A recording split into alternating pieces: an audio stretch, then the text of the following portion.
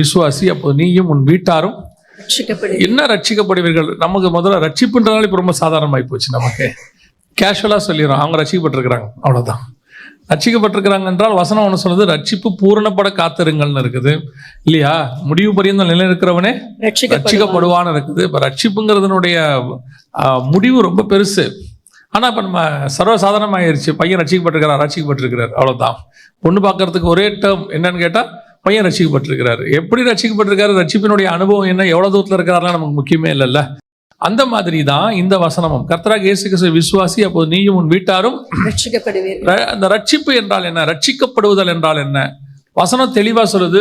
முதல்ல ரட்சிப்பினுடைய அனுபவமே என்னன்னா, கொடுக்கும் போதே கர்த்தர் கொடுக்குற வாக்கு தத்தம். இந்த வசனம் வந்து ஒரு வாக்கு தத்தம். ஏன்னா நம்ம பழைய ஏற்பாட்டில் நிறைய வாக்கு தத்தம் இருக்குல்ல, நம்ம அந்த வாக்கு தத்தம் சொல்றோம். புதிய ஏற்பாட்டில் கர்த்தர் கொடுக்குற பிரதானமான வாக்கு தத்தத்தில் ஒன்று இது, கர்த்தராக இயேசு கிறிஸ்துவை விசுவாசி, அப்போது நீயும் உன் வீட்டாரும் ரட்சிக்கப்படுவீர்கள்.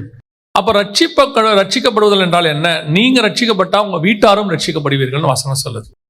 அப்ப நான் ரட்சிக்கப்படுதல் என்றால் என்ன, என் வீட்டாரும் சேர்த்து ரட்சிக்கப்படுவதல் என்றால் என்ன அர்த்தம், அதனுடைய ஒரு மீனிங், அதோட மொத்த அர்த்தம் என்ன அப்படின்னு கேட்டீங்கன்னா, இதுக்கு ஒத்த ஒரு சம்பவம், ஒரு வசனம் வந்து வேதத்துல இருக்குது. இதை வச்சு நீங்க அதை கம்பேர் பண்ணி பார்த்தீங்கன்னா அதோட டெப்த் உங்களுக்கு புரியும். வாசிங்க, எபிரேயர்கள் நிருபம் 11ஆம் அதிகாரம் 7வது வசனத்தை வாசி. விசுவாசத்தினாலே நோவா தற்காலத்திலே காணாதவைகளை குறித்து தேவ எச்சரிப்பு பெற்று பயபக்தி உள்ளவனாகி தன் குடும்பத்தை ரட்சிப்பதற்கு பேழை உண்டு பண்ணினான். அப்போ நோவாவை குறித்து வேதம் தெளிவாய் சொல்லுகிறது, தன் குடும்பத்தை ரட்சிப்பதற்கு பேழையை உண்டு பண்ணினான். நோவா குடும்பத்தை ரட்சித்தல் என்றால் என்ன அப்படின்னு கேட்டா அவங்க எல்லாருக்கும் தெரியும். உலகமே ஜலப்பிரளயத்தில் அழிய போகுது, டோட்டலாவே கொலாப்ஸ் ஆக போகுது. கிட்டத்தட்ட ஒரு 2000 வருஷம் உலகத்தினுடையதான பிளானை வந்து ஆண்டவர் க்ளோஸ் பண்றார், அதோட முடிக்கிறார். திருப்பி ஆதியாகம 1:1 மாத்துறார் உலகத்தை. ஆதியாகம 1:1-2 நீங்க வாசிச்சு பாருங்க. அந்த 1, 2, 3 வசனங்களை வாசிக்கும் பொழுது பூமி தண்ணிக்குள்ள இருக்குது, தேவ ஆவியானவர் அசைவாடிக்கிட்டு இருக்கிறார். திருப்பி அந்த 1ஆம் அதிகாரம் 3ஆம் வசனத்துல இருந்து 10வது வசனத்துக்குள்ள எல்லாத்தையும் பிரிக்கிறார். இருளையும் வெளிச்சத்தையும் பிரித்தார். அப்புறம் பூமிக்கு மேல் உள்ள தண்ணீரையும் கீழ் உள்ள தண்ணீரையும் பிரிக்கிறார். அப்புறம் பூமியில் உள்ள தண்ணீரை பிரிக்கிறார். அப்புறமா அதுல வந்து மரம் செடி கொடியை உண்டாக்குறார். இப்ப திருப்பி பாருங்க, கொலாப்ஸ் பண்றாரு. 7ஆம் அதிகாரத்துல பார்க்கும் பொழுது வசனம் சொல்லுது, 10வது 11வது வசனம் 11வது வசனம் 7, 11 வாசிக்கும் பொழுது வசனம் சொல்லுது, நோவாவுக்கு 600ஆம் வயதாகும் வருஷம் 2ஆம் மாதம் 17ஆம் தேதியாகிய அந்நாளிலே மகா ஆழத்தின் ஊற்றுக்கண்கள் எல்லாம் பிளந்தன. அப்படின்னா என்ன அர்த்தம், பூமியில இருக்க தண்ணியும் லேண்டும் ஒன்னா சேர்ந்துருச்சு, தண்ணியும் பூமியும் ஒன்னா சேர்ந்துருச்சு. வானத்தின் மதகுகள் திற உண்டன, மேல இருக்க தண்ணியும் கீழே இருக்க தண்ணியும் ஒன்னாயிருச்சு. இதே காரியத்தை தான் ஆதியாகமத்துல செய்வாரு. மேல இருக்க தண்ணியும் கீழே இருக்க தண்ணியும் பிரிப்பாரு, பூமியில இருக்க தண்ணியும் லேண்டையும் பிரிப்பாரு. இதை திருப்பி கொலாப்ஸ் பண்றாரு ஆண்டவர். கொலாப்ஸ் பண்ணி ஒன்னா ஆக்கிட்டார். திருப்பி ஆதியாகமம் 1, 2, 3 வந்துருச்சு. சோ இவ்வளவு பெரியதான ஒரு பிளான் அது மேல இருக்கு. திருப்பி பாத்தீங்கன்னா ஆவியானவர் ஜலத்தின் மேல அசைவாடி கொண்டு வர அங்க இருக்கும். இங்க பாத்தீங்கன்னா தண்ணிக்கு மேல பேழை இருக்கும், பேழைக்குள்ள புறா இருக்கும், ஆவியானவர் அசைவாடிக்கிட்டு இருப்பார், பேழை ஆடிக்கிட்டு இருக்கும். சேம் அப்படியே அதே கான்செப்டை திருப்பி கொண்டாந்துருவார் 2000 வருஷம் கழிச்சு. அப்போ ஆதியாகமத்தில் 1ஆம் அதிகாரத்தில் சொல்லப்பட்டதான அந்த பழைய நிலைக்கு பூமியை திருப்புறார், டோட்டல் கொலாப்ஸ் பண்றாரு, திருப்பி ரீக்ரியேட் பண்ண போறார். அந்த ஒரு சூழ்நிலைக்கு பூமி வரப்போது. அந்த அழிவிலிருந்து வசனம் சொல்லுது, தன் குடும்பத்தை ரட்சிக்கும்படி பேழையை உண்டு பண்ணினார். அப்படின்னா நோவா, இப்ப நீங்க இங்க வசனம் சொல்லுது, கர்த்தராகிய இயேசு கிறிஸ்துவை விசுவாசி, அப்போது நீயும் உன் வீட்டாரும் ரட்சிக்கப்படுவீர்கள். அங்க நோவா தன் குடும்பத்தை ரட்சிப்பதற்கு பேழை உண்டு பண்ணினார். அப்ப என்ன ஆக போது, திருப்பி இப்போ ஒரு 2000 வருஷம் இருக்கு, இன்னும் சொல்ல போனா 4000 வருஷம் இருக்கு, ஆபிரகாம்ல இருந்து இயேசு கிறிஸ்துவின் வருகை வரைக்கும். திருப்பி இந்த பூமியானது நெருப்பினால் அழிக்கப்பட போகிறது.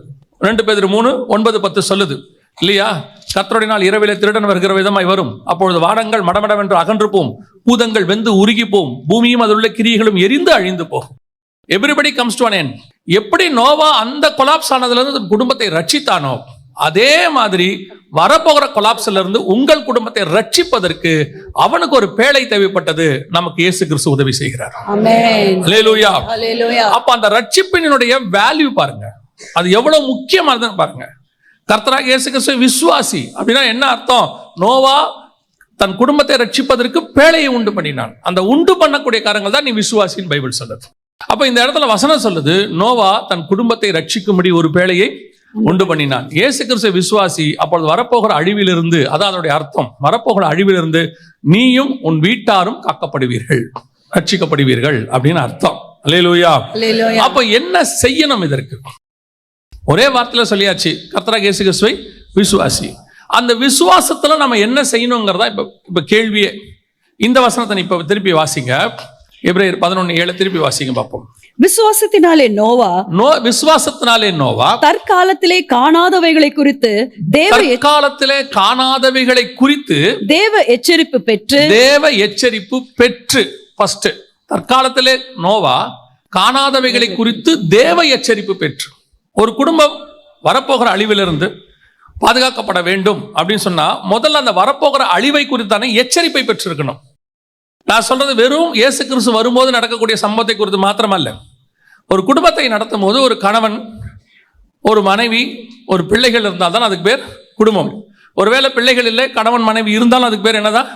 குடும்பம். கணவன் ஒரு ஊர்ல இருக்கிறாரு, மனைவி ஒரு ஊர்ல இருக்குது, பிள்ளை ஒரு ஹாஸ்டல்ல இருக்குது, அது குடும்பம் இல்லை. எங்க மனைவி எங்க இருக்காங்க? வெளிநாட்டுல வேலை பார்க்குறாங்க. கணவர் எங்க இருக்காரு? வெளிநாட்டுல இருக்கிறாரு. பையன் எங்க இருக்காரு? ஏற்காடுல ஹாஸ்டல்ல படிச்சுட்டு இருக்காரு. நீங்க குடும்பமா சென்னையில இருக்கோம். இது எப்படி சரியாகும்?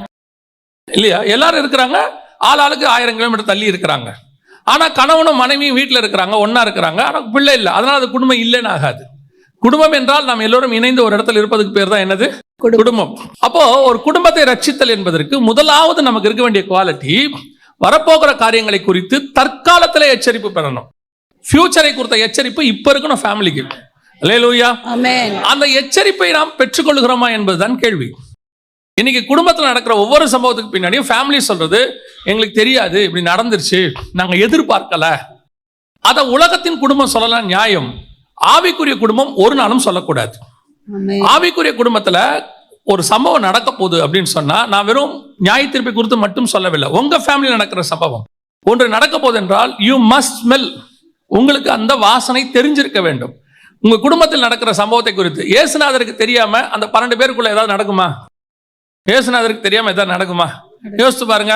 அவன் எங்கேயோ பேசிட்டு இருக்கான், வந்து கேட்கிறாரு, உங்களை யார் பெரியவன்? அவர் பாட்டு வந்தாரு, அவர் பாட்டு ஒரு சீலையை கட்டினாரு, கால்களை கழுவுனாரு, கழுவி முடிச்சானே கேட்கிறாரு, உங்களை யார் பெரியவன் தானே சண்டை போட்டீங்கன்றாரு. இல்லையா? எனக்கு அதோட ரொம்ப ஆச்சரியப்படுற விஷயம் என்னன்னா, இந்த பெனாதாத்னு ஒரு ராஜா இருப்பான்.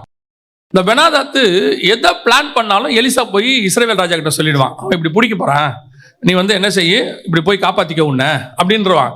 இஸ்ரவேல் ராஜாவும் அவனுக்கு கீழ்ப்படிஞ்சு கரெக்டா காப்பாத்திடுவான். ஒரு நாள் பெனாதாத்துக்கு பயங்கர டென்ஷன் ஆகி போச்சு. அப்போ அந்த ராஜா கூப்பிட்டு தளபதிகளை சொல்றாரு, நான் போடுற மொத்த திட்டத்தையும் யாரோ ஒருத்தர் இஸ்ரவேல் ராஜாவுக்கு சொல்றீங்க, யாருன்னு எனக்கு சொல்ல மாட்டீங்களா? ஏன் இப்படி என்னை பத்தி சொல்றீங்க அங்கன்னு கேட்பாரு. ஃபெடப் ஆயிட்டான் அவன். எவ்வளவு போட்டாலும் அங்க போயிடுது சீக்கிரட்டு. ஃபெடப் ஆயிட்டான். ஃபெடப் ஆன உடனே அந்த தளபதி கூட இருக்கவன் சொல்லுவான், ராஜா நீ எங்க யாரையும் சந்தேகப்படாத, அங்க எலிசான்னு ஒருத்தர் இருக்கான், உன் வீட்டின் பள்ளி அறையிலே பேசுறத கூட அவன் கண்டுபிடிச்சிருவான்றான். யோசித்து பாருங்க, தன்னுடைய நாட்டுக்கு ஒரு பிரச்சனை வருது என்பது தேவன் அவனுக்கு தெரியப்படுத்துகிறார். அது தெரியணும்ல. அது எலிசாவுக்கும் தெரியும், எலியாவுக்கு தெரியும். எலிசாவை பிடிக்க ராஜா ஆள் அனுப்புறான். வரும்போதே சொல்றான், அந்த பேலியாளின் மகன் என்னை பிடிக்க ஆள் அனுப்புறான் பத்தியாங்கிறான். இல்லையா? ஒருத்தனை பிடிக்க கூட முடியாது இவனுங்களால. எது பண்ணாலும் தெரிஞ்சு போயிடுது. இதுதான் உங்களுக்குள் இருக்க வேண்டிய முதலாவது குவாலிட்டி. இது ஃபர்ஸ்ட் ஒரு வீட்டுக்குள்ள இருக்கணும். வீட்டுக்குள்ள நடக்கிற விஷயம் ஒண்ணுமே தெரிய மாட்டேங்குது இல்லையா? என்ன காரணமாக இருக்கும்? இன்னைக்கு நிறைய பேர் வீட்டுல இதான் பிரச்சனை. திடீர்னு முந்தியெல்லாம் சொல்லுவாங்க, ஒரு உதாரணத்துக்கு சொல்றேன், முந்தியெல்லாம் சொல்லுவாங்க, பிள்ளைகள் நடக்கிற நடைய வச்சே பெற்றோர் கண்டுபிடிச்சிருவாங்க என்ன பிரச்சனை வீட்டுலன்ட்டு. எங்க அம்மா கிட்ட ஒரு பழக்கம் உண்டு. நான் காலேஜ் முடிச்சுட்டு வரும்போது அப்படி முகத்தை பார்க்கும்போதே கேட்பாங்க, என்னடா மதியானம் சாப்பிடலையா, பசிக்குதாம்பாங்க. நம்ம முகத்தை வச்சே அவங்களால என்ன செய்ய முடியும்? ஒரு ஐடென்டிஃபை பண்ண முடியும். நடைய வச்சு ஒரு பெண்ணு நடக்கிறத, வீட்டுக்குள்ள நடந்து வரதை வச்சு அவங்க அம்மா கண்டுபிடிச்சிருவாங்க என்ன பிரச்சனைன்னு சொல்லி. உடம்புல பிரச்சனை இருக்குதா, இல்லை ஏதாவது வலி இருக்குதா அப்படின்னு அவங்க கண்டுபிடிச்சிருவாங்க. அவங்க நட ஷேப்பை வச்சே கண்டுபிடிப்பாங்களாம். ஆனால் இன்னைக்கு நான் சொல்றது பிசிக்கலி, இதை தாண்டி ஒன்று நீங்க போகணும், ஸ்பிரிச்சுவலி போகணும். பிள்ளைகளுக்கு மட்டுமல்ல, வீட்டுக்குள்ள சொல்றேன், மொத்தமா சொல்றேன். உன் ஆவிக்குரிய குடும்பத்துக்குள் என்ன நடக்குது, உன் குடும்பத்துக்கு என்ன விரோதமா செயல்படுது, யார் செயல்படுறாங்க, எப்படி நடக்குது, என்ன விஷயம், என்ன ஆசீர்வாதம் வரப்போகுது, இது ஏதாவது தெரியுமா? வந்த பிறகு நீங்கள் அதை சால்வ் பண்றதுக்கு போராடுறீங்க, அழுவுறீங்க, ஜெபம் பண்றீங்க, எல்லாம் நடக்குது. ஆனால் தேவ எச்சரிப்பு உங்களுக்கு கிடைக்குதா? கர்த்தர் உங்களுக்கு உணர்த்துறாரா? எனக்கு ரொம்ப ஆச்சரியமா இருக்கும். அப்போஸ்தலர் நடவடிக்கைகளை வாசிக்கும் பொழுது பவுல் போயிருவார் அத்தனை பட்டணத்துக்கு, அங்கங்க போயிட்டே இருப்பாரு. ஆனா எருசலேமில் இவர்கள் என்ன செய்வார்கள்? பவுலுக்கு விரோதமாக ஆலோசனை பண்ணுவார்கள். ஆவியானவர் இங்க எழுதுவார், எருசலேமில் யூதர்களுக்கு அவனுக்கு விரோதமாக ஆலோசனை பண்ணினார். இது யாருக்கு தெரியும்? லூக்காக்கு எப்படி தெரியும்? லூக்கா பவுலோட டிராவல் பண்ணிட்டு இருக்கிறார். ஏன்னா அப்போஸ்தலர்கள் எழுதுனது லூக்கா. அவர் பவுலோட டிராவல் பண்ணிட்டு இருக்கிறார். அந்த டிராவல் பத்தி எழுதிட்டு இருக்கிறார். எழுதும்போது நடுவில் ஒரு வசனம் போடுறாரு, இந்த காலத்துல பவுலுக்கு விரோதமா எருசலேமிலே ஆலோசனை செய்யப்பட்டது. எப்படி இது இவருக்கு தெரியும்? எப்படி தெரியப்படுத்தப்படுகிறது?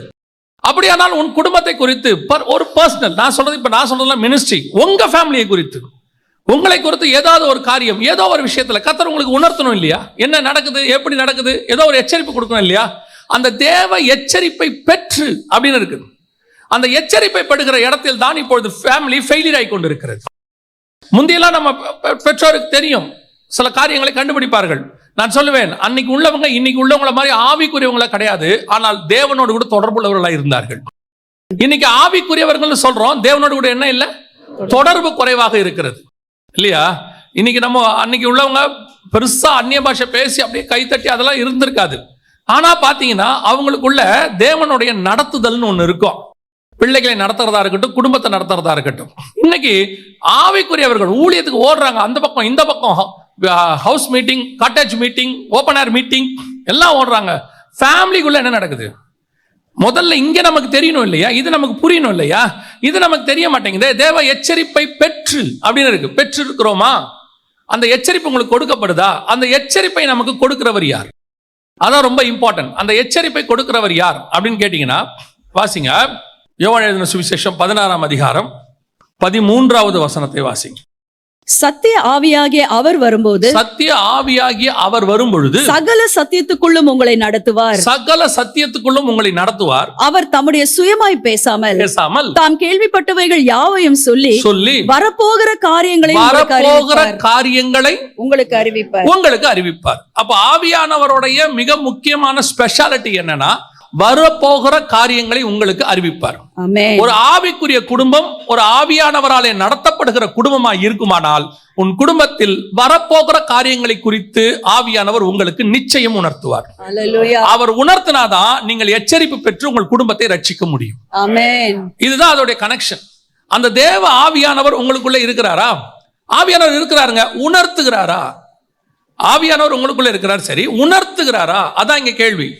ஆவியானவருக்கும் உணர்த்துறதுக்கு இன்னொரு மிக முக்கியமான கனெக்ஷன் இருக்கு ஃபேமிலியில. ஆவியானவர் உங்ககிட்ட உணர்த்தணும்னா ஆவியானவருக்கும் உங்களுக்கு என்ன இருக்கணும்? ஒரு பெரிய கனெக்ஷன் இருக்கு. என்ன கனெக்ஷன் இருக்கு அப்படின்னு கேட்டீங்கன்னு சொன்னா, ஆதியாகமத்தின் புஸ்தகம் 2ஆம் அதிகாரம் 18வது வசனம் வாசி. பின்பு தேவனாகிய கர்த்தர், மனுஷன் தனிமையா இருப்பது நல்லதல்ல, ஏற்ற துணையை அவனுக்கு உண்டாக்குவேன் என்றார். ஏற்ற துணையை அவனுக்கு உண்டாக்கு. இந்த ஏற்ற துணைன்னு இருக்குல்ல, ஏற்ற துணை. ஸோ பைபிள் சொல்ற ஏற்ற துணை என்பது வேறு. இப்போ நம்ம அங்க போக வேண்டாம், ஏற்ற துணைக்கு போக வேண்டாம். ஏற்ற துணைன்ற வேர்டு என்ன? அதுக்கு என்ன வேர்டு யூஸ் பண்ணப்படுது இங்கிலீஷ்லன்னு பார்த்தீங்கன்னா ஹெல்பர். இங்கிலீஷ்ல என்ன யூஸ் பண்ணப்பட்டிருக்கு? ஹெல்பர். இந்த ஹெல்பர்ங்கிற வேர்டு அடுத்து புதிய ஏற்பாட்டில் யாருக்கு யூஸ் பண்ணப்படுது? ஹோலி ஸ்பிரிட், பரிசுத்த ஆவியானவருக்கு சொல்லப்படுது. வாசிங்க யோவான் எழுதின சுவிசேஷம் 14ஆம் அதிகாரம் 16வது வசனத்தை வாசி. 14:16. நான் பிதாவை வேண்டிக் கொள்வேன், அப்பொழுது என்றென்றைக்கும் உங்களுடனே கூட இருக்கும்படிக்கு சத்திய ஆவியாகிய வேறொரு தேற்றரவாளனை அவர் உங்களுக்கு தந்தருளுவார். சிலர் அந்த தேற்றரவாளன் கம்ஃபர்டர்னு சொல்வாங்க. ஆனா இங்கிலீஷ்ல ஹெல்பர் தான் இருக்கு.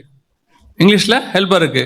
14:26 வாசிங்க. என் நாமத்தினாலே பிதா அனுப்ப போகிற பரிசுத்த ஆவியாகிய தேற்றரவாளனே. அங்கேயும் என்ன இருக்கு?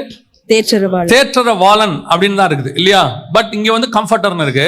ஆனா டிரான்ஸ்லேஷன்ல கரெக்ட் டிரான்ஸ்லேஷன் தான் இருக்குது, ஹெல்பர் தான் இருக்கு. அடுத்து வாசிங்க யோவான் 15:26 வாசிங்க. பிதாவினிடத்திலிருந்து நான் உங்களுக்கு அனுப்ப போகிறவரும் பிதாவினிடத்திலிருந்து புறப்படுகிறவருமாகிய சத்திய ஆவியாகிய தேற்றரவாளன் தேற்றரவாளன். நல்லா கவனிச்சு பாருங்க, 2 அதிகாரத்துல 3 தடவை இருக்குது. அடுத்து வாசிங்க 16ஆம் அதிகாரம் 7வது வசனம் வாசிங்க. நான் உங்களுக்கு உண்மையை சொல்லுகிறேன், நான் போகிறது உங்களுக்கு பிரயோஜனமா இருக்கும். நான் போகாதிருந்தால் தேற்றரவாளன் உங்களிடத்தில் வரார். இந்த இடத்துல மட்டும் 4 தடவை கர்த்தர் அந்த வார்த்தையை யூஸ் பண்றாரு. தேற்றரவாளன், தேற்றரவாளன், தேற்றரவாளன். 4 இடத்துலயும் ஹெல்பர், ஹெல்பர், ஹெல்பர்னு இருக்கு. அப்போ இந்த பரிசுத்த ஆவியானவருக்கும் மனைவிக்கும் ஒரு ஒத்துமை இருக்கிறது. இவரும் ஹெல்பர், அவங்களும் ஹெல்பர். ஆமென். இவங்களும் ஹெல்பர், அவங்களும் ஹெல்பர். அப்போ அந்த ஹெல்பரோடைய வேலை என்ன? இந்த இடத்துல நம்ம வாசிக்கிறோம், வரும் காரியங்களை குறித்து உங்களுக்கு போதிப்பார். அப்ப அந்த ஹெல்பருடைய ஒரு வேலை என்ன? வரும் காரியங்களை குறித்து உங்களுக்கு. ஏன் தேவாலை சொல்லும் பொழுது அவர்கள் ஒரே மாம்சம் உடையவர்கள்னு சொன்னார்னா அவங்க 2 பேரும் ஒரே மாம்சம் உடையவர்கள், ஒரு மாம்சத்துல இருந்து பிரிச்சு எடுத்தவங்க. ஆவியை நமக்குள்ள இருக்கிறாரு, நாம 2 பேரும் ஒரே ஆவி உடையவர்கள். இப்ப புரியுதா உங்களுக்கு? இன்னும் கொஞ்சம் சொல்லும் போது எனக்கு ரொம்ப ஆச்சரியமா இருந்துச்சு இந்த சப்ஜெக்டை படிக்கும் போது. இன்னும் கொஞ்சம் உங்களுக்கு டீப்பா போங்க, உங்களுக்கு புரியும். மல்கியா எழுதின புஸ்தகம் 2ஆம் அதிகாரம் 15வது வசனத்தை வாசிங்க. அவர் ஒருவனை அல்லவா படைத்தார், ஆவி அவரிடத்தில் பரிபூர்ணமாய் இருந்ததே, பின்ன ஏன் ஒருவனை படைத்தார்? தேவ பக்தி உள்ள சந்ததியை பெரும்படிதானே. ஆகையால் ஒருவனும் தன் இளவயதின் மனைவிக்கு துரோகம் பண்ணாதபடி உங்கள் ஆவியை குறித்து எச்சரிக்கை. ஏன் மனைவிக்கு துரோகம் பண்ணா ஆவி வராருங்க? மனைவிக்கு துரோகம் பண்ணாதபடி ஆவியை குறித்து எச்சரிக்கையா இருங்கள். அதோட அர்த்தம் என்னன்னா, பழைய ஏற்பாட்டுல மனைவினா, புதிய ஏற்பாட்டுல பரிசுத்த ஆவியானவர். அல்லேலூயா. நீ மனைவிக்கு துரோகம் பண்றது ஆவியானவருக்கு துரோகம் பண்றது ஒண்ணுதான். என்ன ஒரு எந்த கனெக்ஷன் இங்க இருக்கு பாருங்க. இது நம்ம படிக்கும் போது, மல்கியாவை படிக்கும் போது சாதாரணமா இருக்கும். நீங்க இந்த கனெக்ஷனை எடுத்து பாருங்க. அப்போ ஒரு வீட்டுக்குள் தேவ எச்சரிப்பு நீங்கள் பெற வேண்டுமானால், வரும் காரியங்களை குறித்து பெற்றுக்கொள்ள வேண்டுமானால், மனைவியும் கணவனும் ஒரே ஆவி உடையவர்களா இருக்க வேண்டும். இந்த ஒரே ஆவி உடைய மனைவியும் கணவனும், குறிப்பாக பல இடங்களிலே கர்த்தர் மனைவியை கொடுப்பதற்கு ஒரு நோக்கம் இருக்கிறது. என்னன்னு கேட்டீங்கன்னா, நான் சொல்றதை எத்தனை பேர் அக்செப்ட் பண்ணிப்பீங்க தெரியாது. கணவர்களை பொறுத்த வரைக்கும் ஆளுமை இருக்கிறது, அது கர்த்தர் கொடுத்திருக்காரு. ஆண்டு கொள்ளுங்கள் இருக்கு, அது சரீரமே நமக்கு அமைப்பு அப்படிதான் இருக்கு. ஆனால் மனைவியை பொறுத்த வரைக்கும் தான் காஷன் இருக்கிறது. அந்த எச்சரிப்பு கொடுக்கக்கூடியதான மிக முக்கியமான குடும்பத்தில் நடக்கக்கூடியது. கணவன் வசனம் சொல்லுது 104 சங்கீதம், காலையில் தன் பண்ணை வீட்டுக்கு வேலைக்கு புறப்படுகிறான், சாயங்காலத்தில் திரும்புகிறான். எவ்வளவுதான் கணவன் வேலைக்கு போனாலும் என்ன பண்ணாலும் எண்ட் ஆஃப் த டே அவன் ஃபேமிலிக்குள்ள திரும்பணும். ஆனா கணவன் வெளியே சம்பாதிக்கிறது, வெளியே போராடுறது, பைபிள்ல உங்களுக்கு தெரியும். நான் சொல்றது கொஞ்சம் டீப்பா இருக்கும், புரிஞ்சுக்கிட்டா சரி. காட்டு மிருகங்களையும் நாட்டு மிருகங்களையும் கர்த்தர் உண்டாக்கினார். அதோட அர்த்தம் என்னன்னா, இவன் வெளியே போகும்போது காட்டு மிருகம் இருக்கும், அந்த மிருகங்களோட கூட போராடி மனுஷன் என்ன செய்வான், ஜெயிச்சு வீட்டுக்கு வருவான் ஒவ்வொரு நாளும். ஆனால் வீட்டை காப்பாற்ற வேண்டிய பொறுப்பு, வீட்டுக்குள்ள இருக்க நாட்டு மிருகத்தை காப்பாற்ற வேண்டிய பொறுப்பு மனைவியின் கையில் இருக்கிறது. 2 வகையான மிருகம் உண்டாக்குவார் ஆண்டவர், சகல விதமான காட்டு மிருகங்களையும் நாட்டு மிருகங்களையும். ஆதியாகமத்திலே கொண்டாந்துருவார் 1:24. ஆனா அப்ப காடு நாடே இருக்காது, அப்பயே படைச்சிட்டார் காடு நாடு. எதுக்கு? வெளியே போகிறவனுக்கு காட்டு மிருகம், வீட்டுக்குள்ள இருக்கிறவங்களுக்கு நாட்டு மிருகம். யோசிச்சு பாருங்க, இவர் போய் சிங்கத்தையும் கரடியும் ஜெயிப்பான். யாரு? கணவன். அதாவது தாவீது போய் ஜெயிப்பான், சிம்சன் போய் ஜெயிப்பான். ஆனா வீட்டுக்குள்ள இருக்கிற பூனையும் நாயையும் நீங்க தான் பாத்துக்கணும், அது உங்ககிட்ட இருக்க பொறுப்பு. அப்போ நான் சொல்றது ஒரு எக்ஸாம்பிளுக்காக, ஸ்பிரிச்சுவலி எடுத்துக்காதீங்க, எக்ஸாம்பிளுக்காக. அதே மாதிரி தான் இந்த தேற்றரவாளன் பரிசுத்த ஆவியானவர் செய்ய வேண்டிய ஒரு மிக முக்கியமான வேலையை வீட்டில் இருக்கிற மனைவி செய்ய வேண்டியது அவசியமா இருக்கிறது. இந்த தேவ எச்சரிப்பு, இவங்க 2 பேரும் ஒன்றாக இருக்கும் போதுதான் விசுவாசத்திலே தேவ எச்சரிப்பை நீங்கள் பெற்றுக்கொள்ள முடியும். இன்னைக்கு இந்த 2மே ஒன்னா இல்ல, இந்த 2க்குள்ளயுமே ஒன்னஸ் இல்ல. அதனாலதான் நம்ம பைபிள் தெளிவா சொல்லுது, விசுவாசி அவிசுவாசியோடு கூட பிணைக்கப்படாது இருப்பானாக. விசுவாசியும் பிணைக்கப்படும் போது விசுவாசத்தினால் வரக்கூடியதான எச்சரிப்பை நீங்கள் பெற்றுக்கொள்ள முடியும். இங்க ஆரம்பிக்கும் போதே முற்றும் கோணல் முதலும் கோணல். இதுல என்ன சொல்லி நம்ம கிட்ட இவங்க சொல்றாங்க, இப்ப இருக்க யங்ஸ்டர்ஸ் சொல்றாங்க, நான் அவங்கள விசுவாசத்துக்குள்ள நடத்திடுவேன், நான் போய் அவங்கள ஆண்டவருக்குள்ள கொண்டாந்துடுவேன், ஒரு ஆத்மாவை ரட்சிக்க முடியாதா? இவங்களை பொறுத்த வரைக்கும் என்னன்னா, அவங்க கிறிஸ்தவங்களா மாறிடுவாங்க, சர்ச்சுக்கு வந்துருவாங்க. இது இல்லைங்க லைஃப். கிறிஸ்தவனா மாறது ஒரு பெரிய விஷயமே இல்லைங்க. கிறிஸ்தவனா மாத்தணும்னு கர்த்தர் நினைச்சிருந்தாருன்னா இந்த உலகத்தை ஒரு செகண்ட்ல மாத்திருப்பாரு. இந்த உலகத்தை கிறிஸ்தவ உலகமா மாத்தணும்னு மட்டும் கர்த்தர் நினைச்சிருந்தாருன்னா, தன்னுடைய ஜெய்ஜாண்டிக்கான ஒரு காரியத்தை கர்த்தர் காட்டி இருந்தானா உலகம் கிறிஸ்தவம் மாறிடும். மலைக்கு மேல அவர் என்ன பண்றாரு, தன்னுடைய மகிமையை காட்டுறாரு மோசே கிட்ட. கீழே இருக்கிறவெல்லாம் பயப்படுறான், கீழே இருக்க அத்தனை பேரும் பயப்படுறான், எங்கிட்ட ஆண்டவர் பேச வேணாங்கிறான். அவ்வளவு ஜெய்ஜாண்டிக் காடு. ஆனா அவர் அப்படி நம்மளை மாற்ற விரும்பவில்லை. எதுக்கு? ரட்சிப்புனாவே என்ன? இருதயத்தில் விசுவாசித்து வாயில அறிக்கை பண்ணி கான்சியஸ்ல வரணுங்கிறார் அவரு. அப்படி இருக்கும்பொழுது இன்னைக்கு இருக்கிற யங்ஸ்டர்ஸ் உடனே கல்யாணம் பண்ணி எப்படி கூட்ட வர்றது? அவர் ஆண்டவரை ஏத்துக்கிறேன்னு சொல்லிட்டாரு. ஆண்டவருக்காக உன்னை ஏத்துக்கல, உனக்காக ஆண்டவர் ஏத்துக்கிறான். இன்னைக்கு என்ன நடக்குது இங்க? இவங்களுக்கு இந்த விசுவாசம், அந்த விசுவாசத்துக்கு பின்னாடி இருக்கக்கூடியதான ஆவிக்குரிய வாழ்க்கை, தேவனோட இருக்கிற திட்டம், பரிசுத்த ஆவியினுடைய கனெக்ஷன் இவர்களுக்கு தெரிய மாட்டேங்குது. அதனோட விளைவு தான் அதுக்கப்புறம் இவங்களுக்கு எதுவுமே ஆவிக்குரிய வாழ்க்கையில முதல் கோணல் முற்றும் கோணலா மாறிடுது. நல்லா கவனிச்சுக்கொள்ளுங்க. உங்கள் குடும்பத்தை பத்தின எச்சரிப்பு உங்களுக்கு இருக்க வேண்டுமானால் கணவனும் மனைவியும் ஒரே ஆவி உடையவர்களா இருக்கணும். நான் எப்பவும் ஒரு விஷயத்தை ரொம்ப எனக்கு ஆண்டவர் சொல்லி கொடுத்த சொல்வேன். ஆதாமுடைய விலாவிலிருந்து ஏவாளை எடுத்தாருன்னு பைபிள் சொல்லல. ஆதாமின் விலா எலும்புகளில் ஒன்றிலிருந்து. இந்த பர்டிகுலர் வேர்ட் இஸ் இம்பார்ட்டன்ட். அப்ப என்ன அர்த்தம்? ஆதாமுக்கு நிறைய விலா இருந்துச்சு, ஆனா கர்த்தர் ஒன்னதான் எடுத்தாரு. அப்படின்னா என்ன அர்த்தம்? சபைக்குள்ள நிறைய பசங்க இருப்பாங்க, பொண்ணு இருக்கும். எல்லா ஆவிக்குரிய பொண்ணும் எல்லா ஆவிக்குரிய பையனுக்கும் ஏற்றதல்ல. நம்ம என்ன நினைக்கிறோம்? ரட்சிக்கப்பட்டிருக்கு, ஞானஸ்நானம் எடுத்திருக்கு, அபிஷேகம் பெற்றிருக்கு, அப்போ எல்லாமே ஓகே தான். இல்ல இல்ல இல்ல.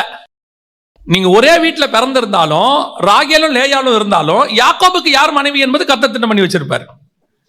இவர் ராகேலை விரும்பலாம், ஆனா கர்த்தர் லேயால தான் பிக்ஸ் பண்ணி வச்சிருக்கிறார். பக்கத்து கூடாரத்துல ஆகாரம் இருக்கலாம், சாராளும் இருக்கலாம், ஆனா தேவ திட்டம் சாராள் மேல் இருக்கிறது. இல்ல அந்த அம்மா பிரமாணத்தின்படி எங்களுக்குள்ள வந்துடுச்சு, எங்க பாளையத்துக்குள்ள தான் இருக்குது அப்படின்னா இல்ல இல்ல கிடையாது. இன்னைக்கு நிறைய பேர் என்ன நினைக்கிறாங்க? ஆவிக்குரிய சபையா இருந்துச்சு, எல்லா பொண்ணும் எல்லா பையனுக்கும். இல்லவே இல்லை.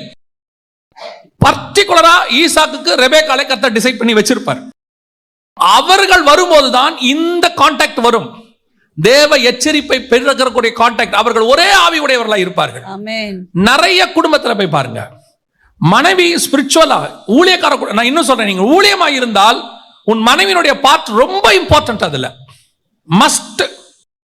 ஒரு ஊழியத்துல இவர் ஃப்ரண்ட் லைன்ல சண்டை போட்டுக்கிட்டு இருப்பாரு, ஆனா பின்னாடி வர பிரச்சனைய நிறைய பாஸ்டமா கண்டுபிடிச்சு சொல்லிடுவாங்க. இது என்ன ப்ராப்ளம்ங்கிறத சொல்லுவாங்க. அப்ப நோவாவுக்கு இந்த தேவ எச்சரிப்பு கிடைக்கிற மாதிரி குடும்பத்துல உங்களுக்கும் அந்த தேவ எச்சரிப்பு கிடைக்கணும். இதை நீங்க மனைவிமார்களும் உணரணும். உங்களை எதுக்கு கர்த்தர் அந்த குடும்பத்துக்கு கொடுத்திருக்கிறார்? வந்த உடனே குழந்தை பெற்று கொடுத்து ஃபேமிலி, அது மட்டும் இல்ல, அந்த குடும்பத்துக்கு தேவனிடத்துல இருந்து ஒரு திட்டம் இருக்கு. இப்போ நோவாவுடைய குடும்பத்துக்கு தேவனிடத்துல இருந்து ஒரு திட்டம் இருக்கு. என்ன திட்டம்? இவங்களை காப்பாத்துறது திட்டம் அல்ல, இவர்களை காப்பாத்தி அதற்கு பிறகு இன்னொரு உலகத்தை இவங்களை வச்சுதான் உண்டாக்கணும். 2 பார்ட் இருக்கு மோசேக்கு. 2 பார்ட். என்ன 2 பார்ட்? ஒன்று எகிப்திலிருந்து விடுதலையாக்க வேண்டும், இன்னொன்று கானானில் கொண்டு போய் சேர்க்க வேண்டும். அவர் சொல்லும் போது அந்த 2 வார்த்தையும் திருப்பி சொல்வாரு. அவர்களை எகிப்தியரின் கைக்கு விடுதலையாக்கவும் அவர்களை அந்த தேசத்திலிருந்து நீக்கி கானானியரும் ஏத்தியரும் எமோரியரும் பெர்சியரும் ஏவியரும் எபூசியரும் இருக்கிற இடமாகிய பாலும் தேனும் ஓடுகிற நலமும் விசாலமுமான தேசத்தில் கொண்டு போய் சேர்க்கவும் இறங்கினேன். 2 வேலை சொல்றாரு. நான் 2 வேலைக்காக இறங்கி இருக்கிறேன். ஒன்று விடுதலையாக்கவும், இன்னொன்று கொண்டு போய் சேர்க்கவும். 10வது வசனம், நீ இஸ்ரவேல் புத்திரராகிய என் ஜனத்தை எகிப்திலிருந்து அழைத்து வரும்படி உன்னை பார்வோன் இடத்திற்கு அனுப்புவேன் வா என்றார். கொண்டு போய் சேர்ப்பேன் இல்ல பாருங்க. அந்த வசனத்துல நீ விடுதலையாக்குவாங்கிறதோடு மட்டும் நின்னு போயிடுச்சு பாருங்க. கொண்டு போய் சேர்ப்பேன்னு சொல்லல அவங்ககிட்ட. 2 வேலைக்காக தான் அவர் இறங்கினாரு. ஒன்னு நீ செய்வேன்ட்டாரு, இன்னொன்னு நீ செய்வேன்னு சொல்லல அவர். புரியுதா? கடைசியில மோசே கொண்டு போய் சேர்க்கவே இல்லை. அந்த வேலை யோசுவா கிட்ட போயிருச்சு. அவருடைய அர்த்தம் என்னன்னா, கர்த்தருக்கு தெரியும் அவன் அந்த 2வது வேலையை செய்ய மாட்டான். பல நேரத்தில் கர்த்தர் 2 வேலைக்கு தான் உங்களை அனுப்பியிருக்கிறார். எல்லாருக்குமே 2 வேலை உண்டு. நோவாவுக்கும் 2 வேலை உண்டு. ஒன்று அழிவிலிருந்து இந்த குடும்பத்தை காப்பாற்றுவது, 2 அடுத்த உலகத்தில் குடும்பத்தை பலுகி பெருக பண்ணுவது. 2 வேலையை கர்த்தர் உங்களுக்கு கொடுத்திருக்கிறார். இன்னைக்கு நீங்க 2 வேலையை செய்கிறது இல்லை. ஒரு வேலை என்ன? எது உங்களுக்கு கொடுக்கப்பட்டது? வந்து குடும்பத்தை கட்டுவது. குணசாலியான ஸ்திரீ குடும்பத்தை கட்டுகிறாள், கட்டுவது. அடுத்து உங்களோட வேலை என்ன? ஹெல்பர். ஆண்டவர் சொல்றாரு, பண்படுத்தவும் காக்கவும் வைத்தேன். அதற்கு நான் என்ன பண்றேன்? அவனுக்கு ஒரு ஹெல்பரை உண்டாக்குவேன். இப்ப 2 வேலை இருக்கு, பண்படுத்தணும், காக்கணும். நீங்க என்ன செய்றீங்க? பண்படுத்துறதோட சரி. எது பண்படுத்துறீங்க? வீட்டை பெருக்கி கூட்டி அல்லது சமைச்சு வச்சு பாத்திர வேலைக்கு தேவைப்பட்டா கணவனுக்காக கூட போய் வேலைக்கு போய் எல்லாம் பண்றீங்க. இது பண்படுத்துதல். காக்குதல் எங்க? அவங்ககிட்ட சொல்லுமா? அதான் நிறைய. இது நான் ஆணுக்கும் பெண்ணுக்கும் சேர்த்து தான் சொல்றேன். நிறைய குடும்பத்தினுடைய பிரச்சனை இதுதான். பண்படுத்துதல் இருக்கு, காக்குதல் எங்க? ஒன்னு நீ ஒருத்தர் பண்படுத்தணும், இன்னொருத்தர் காக்கணும். கணவன் வேலைக்கு போனானா மனைவி உள்ளே பார்க்கணும். ஆவிக்குரிய குடும்பம் ஒரு ஊழியம் பண்றாங்கன்னா பேக் போர்டு இங்க இருக்கு, இங்க நடக்கணும், இங்க விஷயத்தை தெரியணும், இது என்ன பண்ணுதுன்னு தெரியணும். இங்க என்ன ஆகுது? One man show. நீங்கள் அந்த தேற்ற வாளன் என்று சொல்லுகிற பரிசுத்த ஆவியானவர் செய்ய வேண்டிய வேலையை நீங்கள் செய்யவில்லை. அதனுடைய விளைவாய்த்தான் இன்னைக்கு என்ன ஆகுது? தோட்டத்துக்குள்ள பாம்பு வருது. அவன் என்ன செஞ்சான்? பண்படுத்துறான், காக்கல. ஆண்டவர் தெளிவா சொல்றாரு, தோட்டத்தை காவல் செய். அவன் காக்காதனுடைய விளைவு சர்ப்பமானது காட்டு மிருகங்களிலும் சகல காட்டு மிருகங்களை பார்க்கிலும் தந்திரம் உள்ளது. ஆண்டவர், நான் ஏற்கனவே உங்களுக்கு சொன்ன ஞாபகம் இருக்கும்னு நினைக்கிறேன், 2 வகையான மிருகத்தை கர்த்தர் உண்டாக்கினார். நாட்டு மிருகம், காட்டு மிருகம். காட்டு மிருகம் தோட்டத்துக்கு வெளியே உள்ளது. வெளியே இருக்கிற மிருகம் நீங்க உள்ள வந்துடுச்சுல, அந்த உள்ள வரப்போற மிருகத்தினுடைய எச்சரிப்பு உங்களுக்கு இருக்கணும்ல. பவுல் சொல்றாருல்ல, நான் போகிறேன், மந்தையை தப்ப விடாத ஓநாய்கள் வரும். உன்னத பாட்டு சொல்லுதுல்ல, நம்முடைய திராட்சை பழங்கள் பூவும் பிஞ்சுமாய் இருக்கிறது, நரிகளையும் குழி நரிகளையும் பிடியுங்கள். அந்த எச்சரிப்பு. You must know the caution. இன்னைக்கு குடும்பம் உடைவதற்கு காரணம் என்ன? குடும்பத்தை பண்படுத்துகிறவர்கள் இருக்கிறார்கள், காக்கிறவர்கள் இல்லை. அவங்களுக்கு அந்த அந்த காஷனே கிடையாது. அந்த ஒரு ஆள் வந்து உட்காரும் போதே வீட்டுல தெரியணும் இவன் யாரு. நான் இப்பவும் சொல்றேன், பிசாசு கருப்பா கொம்போட வாளோட வராது, வரவே வராது. ஒரு காலகட்டம் வரைக்கும் தான் உங்களுக்கு வெளியே பெலிஸ்தியன் கிட்ட இருந்து சண்டை வரும். ஒரு காலகட்டத்துக்கு அப்புறம் உள்ளுக்குள்ள இருக்கிற சவுல் கிட்ட இருந்து சண்டை வரும். அதுக்கப்புறம் பெலிஸ்தியன் துரத்த மாட்டான், அவங்கள சவுல் தான் துரத்துவான். நீங்க பெலிஸ்தியனையே பார்த்து நிற்பீங்க, பெலிஸ்தியன் வருவான், பின்னாடி சவுல் வந்துருவான். இயேசு கிறிஸ்து முதலாவதாக யூதாசால் காட்டி கொடுக்கப்படும். அதுக்கு முன்னாடி பரிசேயர் சதுசேயர், சொந்த ஜனங்கள். அதற்கு பிறகுதான் ரோமர் வரான், ரோமர் கையில் ஒப்படைக்கிறாங்க. ரெண்டு போராட்டம் இருக்கும். அப்ப உள்ளுக்குள்ள இருக்கிற போராட்டத்தை ஸ்மெல் பண்ண வேண்டியது உங்க வேலை. உங்களுக்கு தெரியணும். அந்த எச்சரிப்பு, தேவ எச்சரிப்பு பெற்றாதானே நீங்க பாதுகாப்பீங்க. அதை பத்தின இன்னைக்கு காஷனே குடும்பத்துல இல்லையே. எந்த ஒரு விஷயம் வரும்போது உங்களுக்கு காஷன் இருக்கணும். நான் சொல்றது வெறும் மனுஷங்கள்ல மட்டும் இல்ல. ஒரு பொருளாதார பிரச்சனை வரப்போதா, யூ மஸ்ட் நோ. இயேசுநாதர் எதுக்கு எல்லாத்தையும் சொல்றாரு? நான் இதோ உங்களுக்கு முன்பதாகவே அறிவித்திருக்கிறேன். ஏன் முன்னாடியே சொல்றாரு? என் பிள்ளைகள் அதுல மாட்டிக்கொள்ள கூடாது என்பதற்காக. அதான் பைபிள் தெளிவா சொல்றது, வரும் காரியங்களை குறித்து என்னிடத்துல கேளுங்கள், நான் உங்களுக்கு மறு உத்தரவு அருளுவேன். இன்னைக்கு குடும்பத்துக்கு விரோதமாக பிசாசு ஒரு சபையை உடைக்கணும்னா நேரா வந்து சபையை உடைக்க மாட்டான். சபைக்குள்ள இருக்கிற குடும்பங்கள் வழியா தான் சபைக்குள்ள வருவான். அப்ப சபைக்குள்ள வரக்கூடியதை யார் கண்டுபிடிக்கணும்? we must know. தெரிஞ்சிருக்கணும் சபைக்குள்ள. அதுக்கு நீங்க உளவுத்துறை வைக்கணும், ஸ்பை வைக்கணும் கிடையாது. அது வேஸ்ட், ஃபெயிலியர். இஸ்ரவேலுடைய ஃபெயிலியரே இன்னைக்கு எல்லாரும் சொல்லுவாங்க, இஸ்ரவேலுடைய ஸ்பை தாங்க பயங்கர மொசாட்டு தான், வேர்ல்ட்லயே பெஸ்ட்பாங்க. இஸ்ரவேலுடைய வீழ்ச்சிக்கு காரணமே அந்த ஸ்பை தான். அவன் கர்த்தரை நம்புறதுக்கு பதிலாக ஸ்பையை நம்ப ஆரம்பிச்சிட்டான் இல்லையா? அவன் எகிப்துல இருந்து புறப்பட்டு வரும்போது ஒவ்வொரு இடத்துக்கும் அவன் என்ன செய்வான்னு கேட்டீங்கன்னா, ஆட்களை அனுப்புறதெல்லாம் அவனுக்கு கிடையவே கிடையாது. கர்த்தர் சொல்லுவாரு, போவான், சண்டை போடுவாங்க, கர்த்தர் யுத்தம் பண்ணுவாரு. திடீர்னு ஒரு முடிவு எடுக்கிறாங்க கானானுக்கு மட்டும். என்ன முடிவு எடுக்கிறாங்கன்னா, நம்ம என்ன செய்வோம், ஸ்பை அனுப்புவோம், ஸ்பை அனுப்பி கானான் எப்படி இருக்குன்னு பார்ப்போம் அப்படிங்கிறாங்க. இப்ப கர்த்தர் சொல்றாரு, போக சொல்லுன்றார். மோசே தெளிவா எழுதுவாரு, உங்கள் நிமித்தம் நான் ஒத்துக்கிட்டேன் பாரு. அதுக்கு இவன் பிரஷர் கொடுத்துட்டான் மோசேய. ஸ்பை போய் என்ன பண்ணிட்டான், வந்து ராங் நியூஸ் கொடுத்துட்டான். இன்னைக்கு அந்த ஸ்பை வந்து இன்னைக்கு வேர்ல்டுலயே அவன் வந்து சூப்பரான ஸ்பைன்னு சொல்றாங்க இன்னைக்கு. ஆனா அவன் வீழ்ச்சிக்கு ஆரம்பிச்சதே ஸ்பை தான். கர்த்தருக்கு பதிலாக ஸ்பையை நம்ப ஆரம்பிச்சிட்டான். இன்னைக்கு நம்ம ஸ்பை எல்லாம் வச்சு இங்க செட் ஆகாது. நமக்கு ஒரு ஸ்பை இருக்கிறார், அவர் தான் ஹோலி ஸ்பிரிட். அவர் உனக்கு சொல்லுவார், உன் குடும்பத்துக்கு விரோதமாக என்ன நடக்குது, உனக்கு விரோதமாக என்ன செயல்படுறாங்க, யார் என்ன பேசுறாங்க. அது எதுக்கு? அவனுக்கு விரோதமா நம்ம எழும்புறதுக்கு இல்ல, அதுல இருந்து நம்மை பாதுகாத்துக் கொள்வதற்கு. சிலரோட உட்காரும் போதே உங்களுக்கு அந்த டிஸ்டன்ஸ் தெரியும். சிலரோட பேசும் போதே அந்த ஆவியில உங்களுக்கு ஒரு டிஸ்டர்பன்ஸ் தெரியும். உங்க வீட்டுக்குள்ள ஒருத்தர் நுழையும் போதே உங்களுக்கு ஒரு டிஸ்டர்பன்ஸ் தெரியணும். விட்டுட்டு அதுக்கப்புறம் நீங்க கவலைப்படுறதுல பிரயோஜனம் இல்லை. அந்த எச்சரிப்பு அதான் வசனம் சொல்லுது. நோவா தற்காலத்தில் காணாதவைகளை குறித்து தேவ எச்சரிப்பு பெற்று. அப்ப இந்த ரெண்டு பேரும், அந்த ஆதாமும் ஏவாளும் ஹெல்ப்பரும், அப்ப குடும்பத்தில் இருக்கிற ரெண்டு பேரும் கணவனும் மனைவியுமாக அந்த ஸ்பையை புரியணும். அந்த ஆவியானவருடைய சத்தத்துக்கு கொடுக்கணும். அவர் கொடுக்கும் போது நீங்கள் தேவ எச்சரிப்பு பெறணும். அதையும் தாண்டி ஒரு சம்பவம் நடக்குதுன்னா கர்த்தர் எதுக்கும் அலோ பண்றாருன்னு அர்த்தம். அல்லது அது வேற விஷயம். தாவீதுக்கு நடந்த மாதிரி எதிரில் உள்ளவங்கள நொறுக்குவார், அது வேற விஷயம். யோவாபு செய்யும் போது தாவீதுக்கு தெரியாது, ஆனா யோவாபை கொன்னு போட்டாருன்னு இருக்கு. சில நேரத்தில் கர்த்தரே அவங்கள கொல்றதுக்கு அனுமதி கொடுப்பார், அது வேற விஷயம். ஆனால் நம் குடும்பத்தில் நடப்பது நமக்கு என்ன செய்யணும்? we must know. அதான் ரொம்ப இம்பார்ட்டன்ட். அப்போ நீங்க ரெண்டு பேரும் ஒரே ஆவி உடையவர்களாக, ஒரே காரியத்தை உடையவர்களாக இருந்தாதான் அது நடக்கும். இங்கே ஒரே ஆவியே இல்ல வீட்டுக்குள்ள. ஒரே ஒரு ஃபேமிலியில ஒரு பிரேயர் இருக்குதா? இன்னைக்கு ஃபேமிலி பிரேயர் இருக்குதா? நிறைய ஆவிக்குறி குடும்பத்தில் ஃபேமிலி பிரேயரே கிடையாது. நியாயப்பிரமாணத்தை ஃபாலோ பண்றான் யூத, ஒரு நாளைக்கு 5 தடவை ஜெபம் பண்றானாமா, 7 தடவை ஜெபம் பண்றானாமா. நீங்க சுயாதீன பிரமாணத்தை ஃபாலோ பண்றவங்க நம்ம ஒரு வாரத்துக்கு ஒரு தடவை ஜெபம் பண்ணீங்களா? டெய்லி பிரேயர் டைம்னு ஒன்று இருக்கா? குடும்பமா உட்காந்து பேசுறீங்களா? சாப்பாடு போட்ட உடனே அதை எடுத்துட்டு ரூமுக்கு போயிடுது பொண்ணு, பையன் எடுத்துக்கிட்டு கம்ப்யூட்டருக்கு முன்னாடி போயிடுறான், பொண்ணு எடுத்துட்டு போனுக்கு முன்னாடி போயிடுது, இந்த அம்மா எடுத்து கிச்சன்லயே சாப்பிட்டுக்கிட்டு இருக்கு. அவர் டிவிக்கு முன்னாடி சாப்பிட்றாரு, ஆனா குடும்பமா சாப்பிட்றாங்க. அதான் ரொம்ப முக்கியம். அதான் ஃபேமிலி. ஒரு சாப்பிட்றதுலே முந்தியெல்லாம் இதெல்லாம் உண்மை இருக்காது, டெக்னாலஜியே இருக்காது. ஆனா சாப்பிடும் போது ஒன்னா இருந்து சாப்பிடணுங்கிறது ஒரு ரூல் இருந்துச்சு. வீட்டில் சாப்பிடும் போது கூப்பிடுவாங்க, வாங்க வாங்க சாப்பிடலான்னு வாங்க. என்ன வேலை போட்டிருந்தாலும் அதை அப்படியே போட்டு வந்து என்ன செய்வாங்க, உட்காந்து சாப்பிடுவாங்க. இன்னைக்கு இருக்கா அவங்க வீட்டில்? ஒரு குடும்பம் எங்க இருக்கு, எப்படி இருக்கும் நம்ம யோசிச்சு பாருங்க. எங்கேயாவது உட்காந்துருக்கோமா? வீட்டில் உட்காந்து எல்லாரும் சேர்ந்து ஒரு 5 நிமிஷம் பேசணுமா? நல்லா கவனிச்சு கொள்ளுங்க. குடும்பம் என்பது ஒரு ஐக்கியம். ஒரு மனம் என்பது தேவ ஆவியானவர் கொடுப்பது. அங்கே வரும்போதுதான் அந்த எச்சரிப்பு உங்களுக்கு கிடைக்கும். இல்லாவிட்டால் கிடைக்காது. ஒரு தீர்மானம் எடுங்க, வெரி சிம்பிள் தீர்மானம் தான். நான் சொல்றது ஸ்டார்ட் பண்றது ரொம்ப ஈஸி. டெய்லி ஒரு அரை மணி நேரம் குடும்பமாக உட்காருவோம். ஒரு 9:30 மணிக்கு நீங்க வரீங்களா, வாங்க. பசங்க டியூஷன்ல இருந்து வரட்டும், நீங்களும் உட்காருங்க. உட்காந்து ஒரு அரை மணி நேரம் பசங்களுக்கு அதுக்கப்புறமா சாப்பாடு போடுங்க. ஒரு 1/2 hour டெய்லி ஒரு சங்கீதம் வாசிப்பீங்களோ, இல்லை ஒரு அதிகாரம் வாசிப்பீங்களோ, காஸ்பல் வாசிப்பீங்களோ, வாசிச்சு ஒரு பாட்டு பாடி ஒரு ஜெபம் பண்ண சொல்லுங்க. டெய்லி பசங்களை ஆளாளுக்கு ஒரு அதிகாரத்தை ஒரு நாளைக்கு ஒருத்தரை வாசிக்க சொல்லுங்க.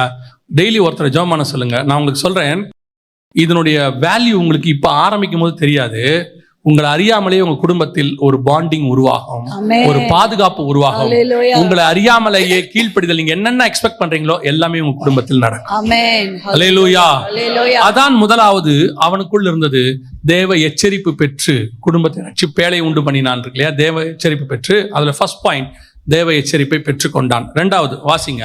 விசுவாசத்தினாலே நோவா தற்காலத்திலே காணாதவைகளை குறித்து தேவ எச்சரிப்பு பெற்று பயபக்தி உள்ளவனாகி தன் குடும்பத்தை ரட்சிப்பதற்கு பேழையை உண்டு பண்ணினான். அப்ப இரண்டாவது அவனுக்குள்ள இருந்த சுபாவம் என்ன? இந்த எச்சரிப்பு வந்த உடனே அவனுக்கு என்ன வருது? ஒரு பயபக்தி வருது. அதாவது நிறைய இப்ப இருக்க சபைகள்ல இருக்கிற இரண்டாவது பிரச்சனை என்னன்னா, ஆவியானவர் பேசாமலாம் இல்லை. நிறைய சபைகள் ஆவியானவர் என்ன செய்யறாரு? அவர் பார்த்து அவர் செய்கிறார். ஆவியானவர் ஆரம்பத்திலே சொல்லிட்டார். ஆவியானவர் சபைகளுக்கு சொல்லுகிறதை காதுள்ளவன் கேட்க கடவன். ஆவியானவர் பேசுறாரு. ஆனா கேட்டு பயபக்தி உள்ளவன் ஆகிறது நம்ம கிட்ட தான் இருக்குது. இங்க ஊழியக்காரங்க உங்களுக்கு போதிக்கிறாங்க, அதன்படி செய்கிறீர்களா? அது உங்களுக்கு ஏறுகிறதா? பயபக்தி உள்ளவனாகி சில நேரத்துல நாம கொடுக்கக்கூடியதான காஷனை, கொடுக்கக்கூடிய செய்திய வெறும் செய்தியாக எடுத்துக்கொள்கிறோமே ஒழிய அது ஏதோ ஒன்றுக்கான ப்ரிப்பரேஷன் நம்ம எடுத்துக்கிறது இல்லை. எதுக்கு ஆவியானவர் உங்களுக்கு சபையில பேசுறாரு? சபையில பேசும்போது உங்களை மார்க் போடுறதுக்காக ஆவியானவர் பேசல. நல்லா புரிஞ்சுக்கோங்க. எங்க பாஸ்டர் செய்தி கொடுக்கும்போது எங்களுக்கு ஆவியானவர் சொல்லி கொடுத்தது என்னன்னா, அது யார் வேணாலும் பேசட்டும், யார் பேசினாலும் அதில் 5 நிமிஷம் கர்த்தர் கண்டிப்பாய் நம்மோடு பேசுவார். ஒரு செர்மன் அந்த 5 நிமிஷத்துக்கு நீங்க கவனிக்கணும். எந்த 5 நிமிஷம் உங்களுதுன்னு நீங்க பார்க்கணும். நான் சொல்ல புரியுதா? இப்ப நீங்க டாக்டர்கிட்ட போய் உட்காந்துருப்பீங்க, அல்லது பேங்க்ல போயிடுவீங்க. இந்த டோக்கன் போடுவாங்க, பார்த்துருக்கீங்களா? டோக்கன் நம்பர் டிவியில போடுவாங்க. அதுல வந்து பாத்தீங்கன்னா 800 பேர் 600 பேர் டோக்கன் வாங்கியிருப்பான், போட்டுக்கிட்டே இருப்பாங்க. எந்த டோக்கன் போடும் போது நீங்க டிவியை பார்ப்பீங்க. என் நம்பர் வந்திருக்கா, என் நம்பர் வந்திருக்கா பார்த்துக்கிட்டே இருப்பீங்க. நீங்க கீழே குனிஞ்சு அது 814 எந்த 900 தான், 900 வரும்போது பார்க்கலான்ட்டு கீழே குனிஞ்சிட்டே இருக்க மாட்டீங்க. டங்குன்னு ஒரு சவுண்ட் ஒன்று முடிச்சு பார்ப்பீங்க. இது ஒரு வேளை வந்திருக்குமோ, ஒரு காஷன். அதே மாதிரி தான் எல்லா செர்மன்லையும் எல்லா செய்தியிலையும் ஒரு 5 நிமிஷம் ஆவியானவர் உங்களோடு கூட பேசுவார். ஏன்னா நீங்க ஆவியானவர்கிட்ட வந்துட்டு போகும்போது அவர் நிச்சயம் உங்களை வெறுமனே திரும்பி அனுப்பவே மாட்டார்.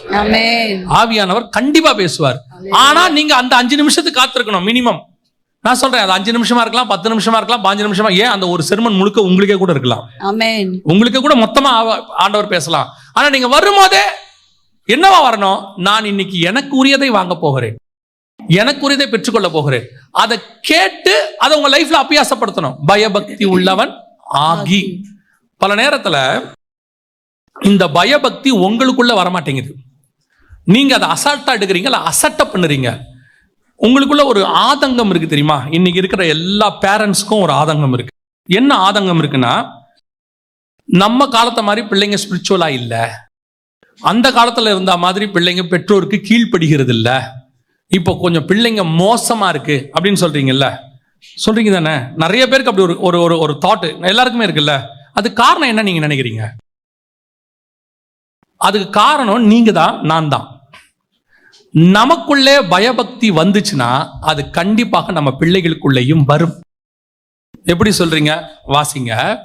அதே மல்கியா 2:15 திருப்பி வாசிங்க. அவர் ஒருவனை அல்லவா படைத்தார், அவர் ஒருவனை அல்லவா படைத்தார், ஆவி அவரிடத்தில் பரிபூரணமாய் இருந்தது, ஆவி அவரிடத்தில் பரிபூரணமாய் இருந்தது, பின்ன ஏன் ஒருவனை படைத்தார், பின்ன ஏன் ஒருவனை படைத்தார்? தேவ பக்தி உள்ள சந்ததியை பெரும்படிதானே. அவருடைய ஒரே கான்செப்டே என்னன்னா, உங்க மூலமா என் மூலமா தேவ பக்தி உள்ள சந்ததியை பெறுவது மட்டும்.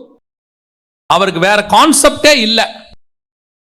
இன்ஜினியரை பெறுவது அவர் கான்செப்ட் அல்ல, டாக்டரை பெறுவது அவர் கான்செப்ட் அல்ல, IAS ஆபீசரை பெறுவது அவர் கான்செப்ட் அல்ல, பாஸ்டரை பெறுவது அவர் கான்செப்ட் அல்ல, இவாஞ்சலிஸ்டை பெறுவது அவர் கான்செப்ட் அல்ல. அவர் கான்செப்ட் பயபக்தி உள்ளவனை பெற்றெடுப்பது மட்டும். அப்போ பயபக்தி உள்ளவனை பெற்றெடுக்கணும்னா நாம யாரா இருக்கணும்? பயபக்தி உள்ளவனா இருக்கணும். இப்போ தேவ சாயலாய் படைக்கப்பட்ட ஆதாம் தேவ வார்த்தைக்கு கீழ்ப்படிந்திருந்தால் தேவ சாயலாக, ஆதாம் சாயலாக ஒரு பிள்ளை பிறந்திருக்கும். இப்ப ஆதாம் கர்த்தருடைய உடன்படிக்கையை மீறினான் அப்படின்னு இருக்கு. இப்ப இந்த அம்மா அந்த வார்த்தையால் வஞ்சிக்கப்பட்டது. யாரு? ஸ்திரீயானவள். இவங்க ஒருத்தர் மீறினவன், ஒருத்தர் வஞ்சிக்கப்பட்டவங்க. இவங்க 2 பேரும் சேர்ந்து ஒரு பிள்ளையை பெற்றெடுக்கிறாங்க. அந்த பிள்ளை எப்படி இருக்குது? வாசிங்க. 5ஆம் அதிகாரம் ஆதியாகமத்தின் புஸ்தகம் 1, 2, 3 வசனம் வாசி. ஆதாமின் வம்ச வரலாறு. தேவன் மனுஷன் சிருஷ்டித்த நாளிலே அவனை தேவ சாயலாகவும் உண்டாக்கினார். அவர்களை ஆணும் பெண்ணுமாக சிருஷ்டித்தார். அவர்களை ஆசீர்வதித்து அவர்களை சிருஷ்டித்த நாளிலே அவர்களுக்கு மனுஷர் என்று பெயரிட்டார். ஆதாம் 130 வயதான போது, நல்லா கவனிங்க, ஆதாம் 130 வயதான போது தன் சாயலாக தன் ரூபத்தின்படி ஒரு குமாரனை பெற்று, தேவ சாயலாக தேவ ரூபத்தின்படி இல்ல. முந்தின வசனம் சொல்லுது தேவ சாயலாக ஆதாம் படைக்கப்பட்டான். ஆனா இங்க வசனம் சொல்லுது 130 வயதான போது தன் சாயலாக. அப்படின்னா என்ன அர்த்தம்? அவர் படைக்கும் போது தேவ சாயலாய் படைத்தார். அவன் கீழ்ப்படியாமைக்குள் போயிட்டான், மீறிட்டான். இப்ப பிறந்தது யார் சாயல்? தன் சாயல், இவன் சாயல். அதனாலதான் இயேசு கிறிஸ்து மனுஷ சாயலில் பிறந்து உங்களையும் என்னையும் திருப்பி தேவ சாயலாய் மாத்துகிறார். அல்லேலூயா, அல்லேலூயா. ரோமர் 8:29 வாசிக்க பார்ப்போம். இப்போ ரோமர் 8:29. தம்முடைய குமாரன் அநேக சகோதரருக்குள்ளே முதற் பேரானவராய் இருக்கும் பொருட்டு தேவன் எவர்களை முன்னறிந்தாரோ அவர்களை அதாவது உங்களை என்னையும், தேவன் எவர்களை முன்னறிந்தாரோ உங்களையும் என்னையும் அவர்களை தமது குமாரனுடைய சாயலுக்கு ஒப்பா இருப்பதற்கு முன் குறித்திருக்கிறார். அர்த்தம், அவர் மனுஷ சாயலாய் தேவ சாயல் ஆயிட்டாரு, மறுரூபம் ஆயிட்டாரு. இப்ப உங்களை என்னையும் அழைச்சது எதுக்காகனா குமாரனின் சாயலுக்கு ஒப்பா இருக்கும்படி. ஆமென். இப்ப நம்ம கிட்ட இருக்கிறதெல்லாம் மனுஷ சாயல், அப்பா அம்மா சாயல், எல்லா சாயலும் இருக்கு. அப்போ நீங்கள் நானும் படைக்கப்பட்டதே அவர் சாயலுக்கு ஒப்பா இருக்கும்படி. அப்ப கர்த்தர் உங்களை என்னையும் படைத்ததே பயபக்தி உள்ள சந்ததியை பெறும்படி. அப்ப நீங்கள் நானும் பயபக்தி உள்ளவனா இருந்தாதான் பிள்ளை பயபக்தி உள்ளதாக இருக்கும். நோவா பயபக்தி உள்ளவனாகி அப்படின்னா உங்களுக்கு அந்த பயபக்தி இருக்கா? கர்த்தர் மேலில் அந்த பயம் இருக்குதா? நீங்க எச்சரிப்பு பெறது ஒண்ணு.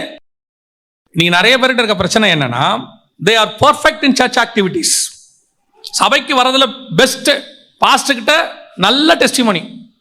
அந்த பிரதர் கரெக்டா சர்ச்சுக்கு வந்துருவார், அந்த சிஸ்டர் எல்லா ஊழியத்திலையும் பங்கு பெறுவாங்க. குட். பார்த்தா பிள்ளைங்க கொஞ்சம் அப்படி போயிடுச்சு. அப்போ பாஸ்டர் என்ன சொல்றாரு?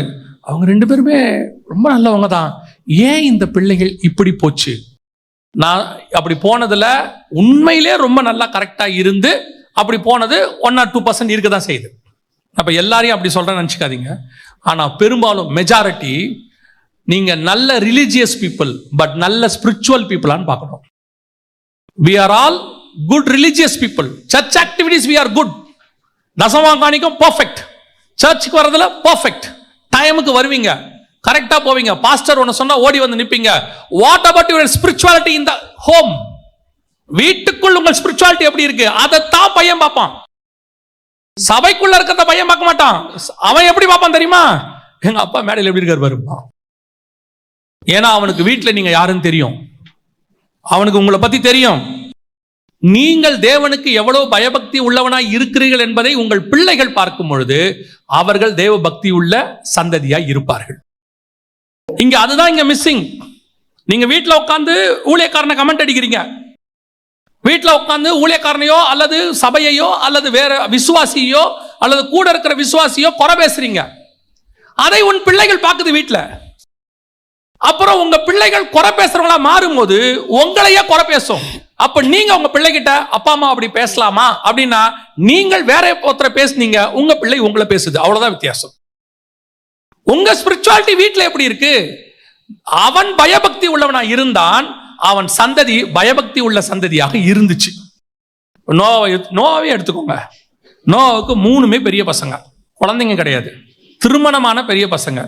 இப்போ நோவாக்குள்ள ஒரு விஷன் இருக்கு. தற்காலத்தில் காணாதவைகளை என்ன பண்ணிட்டான் அவன்? தேவ எச்சரிப்பு பெற்று ஒரு விஷன் வந்துருச்சு. இந்த விஷனை அவங்க பசங்கிட்ட சொல்றான். இந்த மாதிரி உலகம் அழிய போதுப்பா, நம்ம ஒரு பேழை கட்ட போறோம், ஆண்டவர் வரப்போறாரு, உலகம் அழிய போது, நாம் அதுல ஏறி தப்பிக்க போறோம். இந்த விஷனை பையன் அக்செப்ட் பண்ணுமே. முதல்ல 3 வாலிப பசங்க, மனைவியோட இருக்கிற 3 பசங்க, நீங்க சொல்ற இந்த தரிசனத்தை அவன் ஏற்றுக்கொள்ள வேண்டுமே. எப்படி ஏத்துப்பான்? அவனுக்குள்ள எப்படி அந்த விஷன் போகும்? போகாது இல்ல. ஆனால் நீங்கள் பயபக்தி உடன் இருந்து, எங்க அப்பா ஸ்பிரிச்சுவல் பர்சன், எங்க அப்பா சொன்னா அது கரெக்டா தான்டா இருக்கும்னு சொல்றான் பாருங்க, அப்போ உன் விஷன் அவனுக்குள் போகும். ஆமென். உன் பேச்சு திறமையினால போகாது, ஆனா உன்னோட ஸ்பிரிச்சுவாலிட்டி அவனுக்குள் கொண்டு போகும். அது எப்படி போகும்லாம் கேட்காதீங்க, போகும், அவ்வளவுதான். இங்க என்ன இருக்கு? நான் போதிக்கிறதில் சிறந்தவனாக இருக்கிறேன், சாட்சியில் எப்படி இருக்கிறேன், அதான் என் கேள்வி.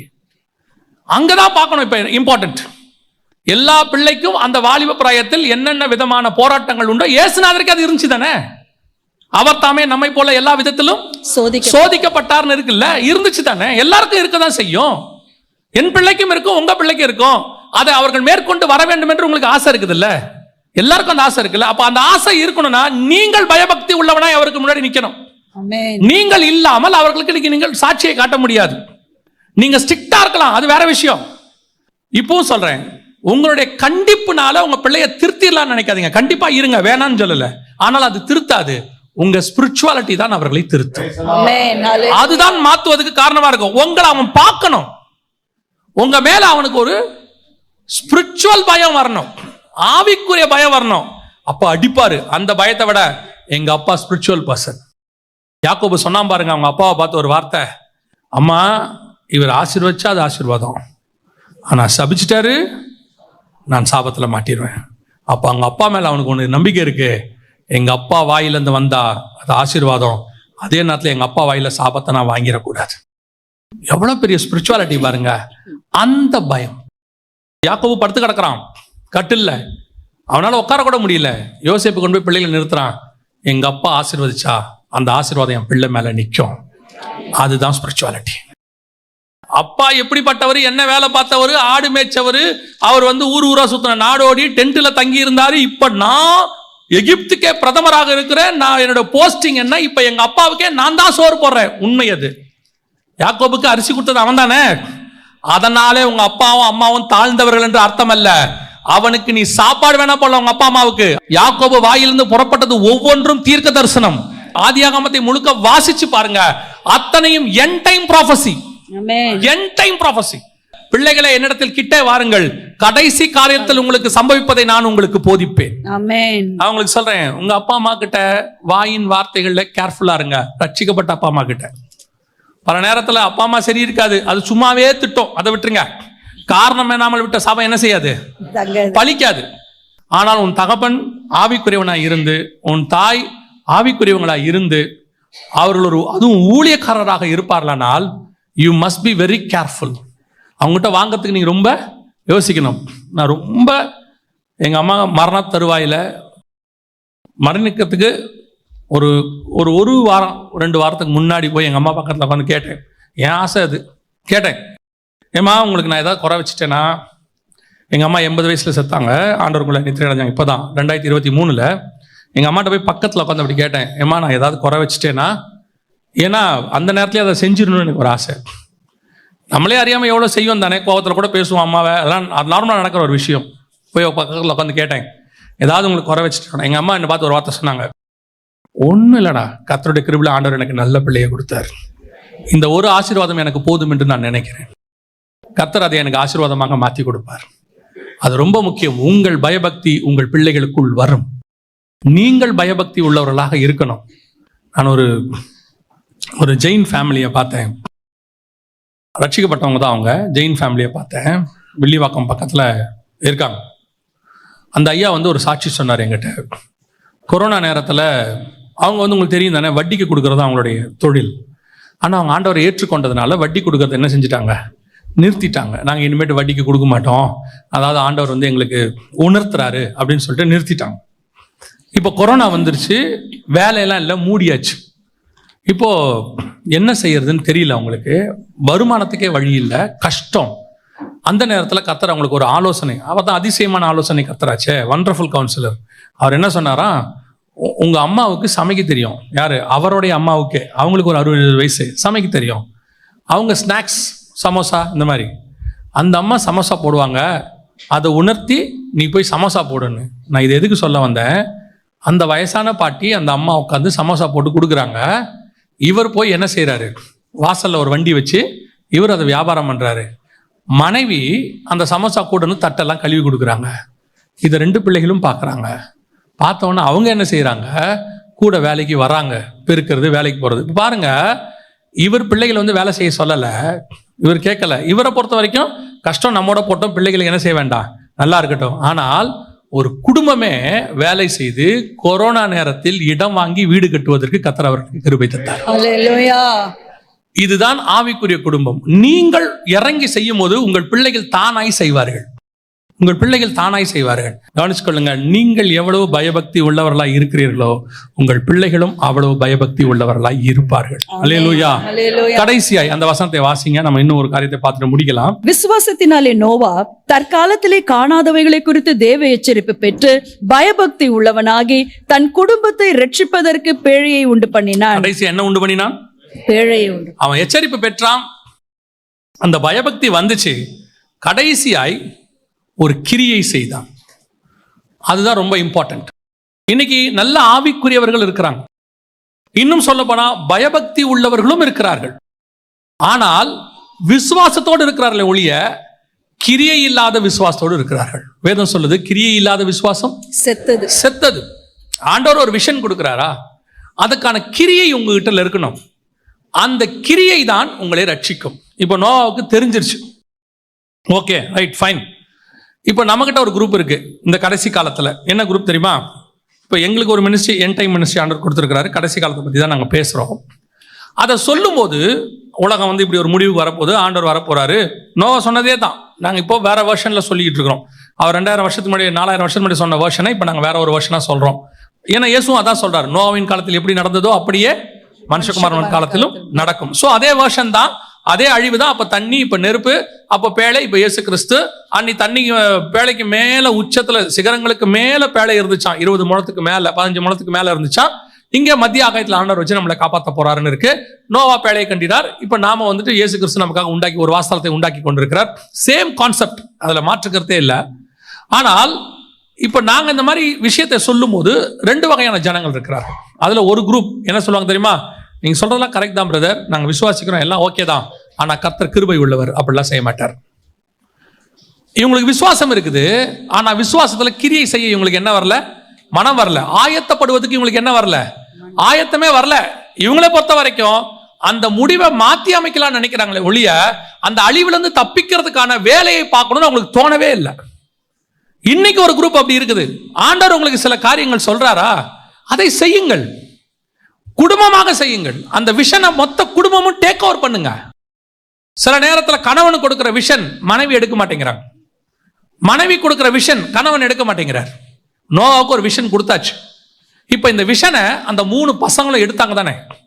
அவன் பயபக்தி உள்ளவனா இருந்தா யாருக்குள்ள போச்சு, பிள்ளைங்களுக்குள்ள போச்சு, மனைவிக்குள்ள போச்சு. இவங்க 2 பேருக்குள்ள போனது ஆச்சரியம். அதை விட பெரிய ஆச்சரியம் என்ன தெரியுமா, அந்த 3 பசங்களுடைய மனைவிகளுக்குள்ள போனது.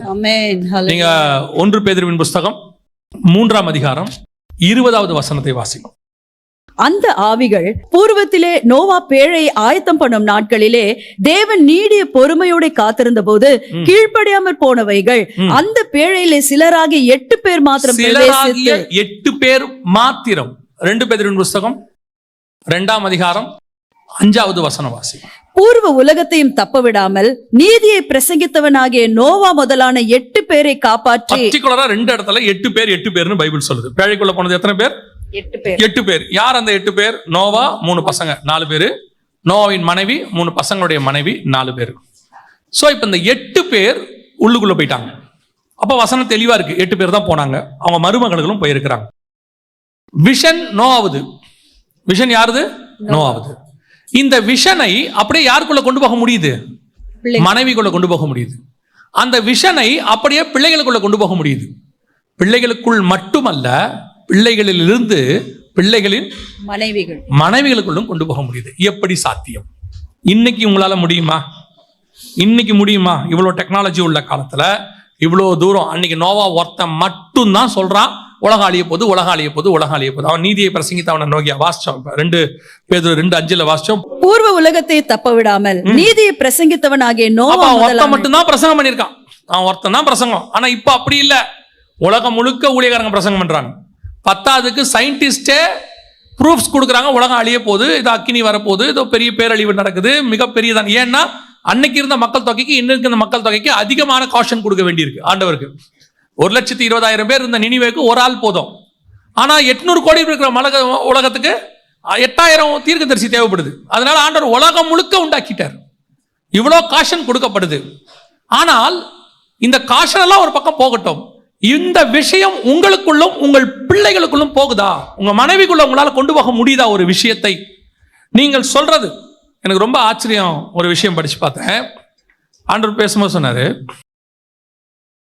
ஈசாக்குக்கு ஒரு கட்டளையை நியமிக்கிறார் ஆபிரகாம். என்ன கட்டளையை நியமிக்கிறார்னா, அந்த வேலைக்காரன் பொண்ணு பார்க்க போகும்போது வேலைக்காரன்கிட்ட ஆபிரகாம் சில உறுதிமொழி வாங்குறாரு. அந்த உறுதிமொழியில ஒண்ணு, பெண் உன் பின்னே வர மனதில்லாது இருந்தாலே ஆகில் அப்பொழுது நீ இந்த என் ஆணைக்கு நீங்களா இருப்பாய். அங்கே மாத்திரம் என் குமாரனை மறுபடியும் அழைத்து கொண்டு போக வேண்டாம். திருப்பி இந்த கானானை விட்டு வெளியே யார் போக கூடாது? ஈசாக்கு போக கூடாது. 2வது வாசிங்க, 26ஆம் அதிகாரம் 2-3 வசனம் வாசிங்க. கர்த்தர் அவனுக்கு தரிசனமாகி, நீ எகிப்துக்கு போகாமல் நான் உனக்கு சொல்லும் தேசத்திலே குடியிரு. இந்த தேசத்திலே இரு. அந்த அடுத்த வசனம் இருக்கு, இந்த தேசத்திலே வாசம் பண்ணு. இந்த தேசத்தில் வாசம், நீ வெளியே போக கூடாதுன்னு அர்த்தம். அப்ப ஈசாக்குக்கு உள்ள ஒரு பெரிய கட்டளை. ஆபிரகாம் வெளியே போவாரு, வெளியிருந்து வருவாரு. யாக்கோபு வெளியே போவாரு, வெளியே போயிட்டு திருப்பி வருவாரு. இவங்களுக்குலாம் அது ரெஸ்ட்ரிக்ஷன் கிடையாது. இவங்களுக்குலாம் அந்த சட்டத்துக்கு நீங்களா இருக்காங்க. ஈசாக்கு அதுக்கு பின்னாடி ஒரு ஸ்பிரிச்சுவல் ரீசன் இருக்கு. ஏன் ஆபிரகாம் வெளியிருந்து உள்ள வந்தாரு? ஏன் யாக்கோபு வெளியே போயிட்டு உள்ள வந்தாரு? ஏன் ஈசாக்கு உள்ளே இருந்தாரு? இந்த 3 முற்பிதாக்களுக்கு நடுவுல ஒரு பெரிய இருக்கு. இப்ப நம்ம அந்த மெசேஜுக்கு போக வேண்டாம், அது முடியாது. அப்போ ஈசாக்கு ஒரு கட்டளை உண்டு, அவன் அங்கேயே தான் இருக்கணும். என்ன இருக்கு அப்படின்னு கேட்டீங்கன்னா, அவன் அந்த தேசத்தை விட்டு வெளியே போகவே கூடாது. இப்போ ரெபேக்கால கூட்டிட்டு வராங்க. வந்த பிறகு நல்லா கவனிச்சு பாருங்க, அவள் கடைசி வரைக்கும் அந்த தேசத்தை விட்டு வெளியே போனதாக இருக்கவே இருக்காது. அந்த தேசத்தை விட்டு வெளியே போகவே இல்லை. ஒரு தடவை கூட அந்த தேசத்தை விட்டு வெளியே போனாங்கிறத நீங்க பார்க்க முடியும். ரூத்தை பார்க்க முடியும், ராகாபை பார்க்க முடியும், நிறைய பேரை பார்க்க முடியும். ஆனா அந்த அம்மா மட்டும் வெளியே போனதாக நீங்க பார்க்கவே முடியாது. காரணம் என்னன்னா, கணவனுக்கு ஒரு பிரமாணம் என்றால் அவர்கள் 2 பேரும் ஒரே மாம்சமாய் இருக்கிறார்கள். அந்த பிரமாணம் இவளுக்கும் பொருந்தும். இயேசு கிறிஸ்துக்கு ஒரு பிரமாணம் என்றால் அது சபைக்கும் பொருந்தும். உங்கள் கணவனுக்கு ஒரு தரிசனம் கொடுத்தால் அது உங்களுக்கும் பொருந்தும். இயேசு கிறிஸ்து சபைக்கு ஒரு வெளிப்பாடு கொடுத்தால் அதை நிறைவேற்றுவதற்கு ஆவியானவர் வருவார். 2 பேரும் ஒன்றாயிருப்பார்கள். அப்போ உங்களுக்கு கொடுக்கப்பட்ட தரிசனத்தில் உங்கள் கணவனுக்கு கொடுக்கப்பட்டதோ உங்களுக்கு கொடுக்கப்பட்டதோ, நாம் ஒரே மாம்சமா இருக்கிறோம், ஒரே ஆவியா இருக்கிறோம். அந்த தரிசனத்தை உங்க ஆப்போசிட் பார்ட்னர் கிட்ட கொண்டு போக முடியுதா? Is that possible? இன்னைக்கு முடியுமா? உடனடியாக எதிர்ப்பு. ஒரு 70% ஊழியக்காரனுக்கு உடனடியாக எதிர்ப்பு.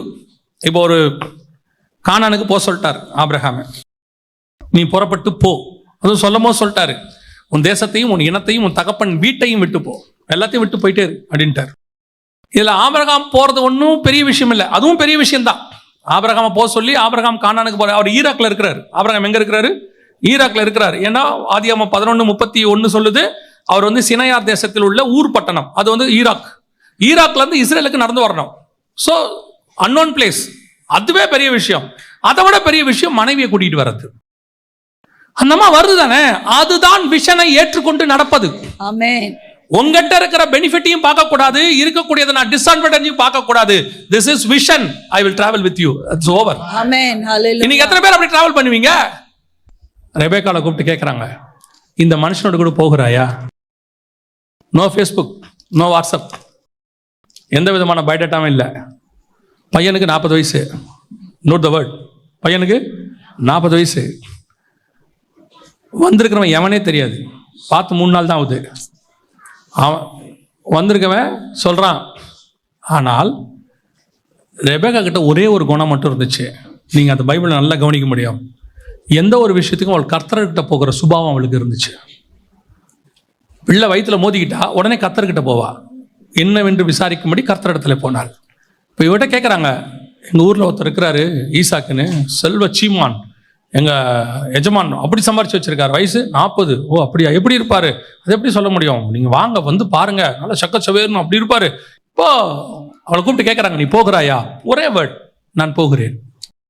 அவன் சொல்றான், ஒரு 10 நாள் இருந்துட்டு போகலாம். இல்லை வேணாம், போகலாம், ரைட் போகலாம்.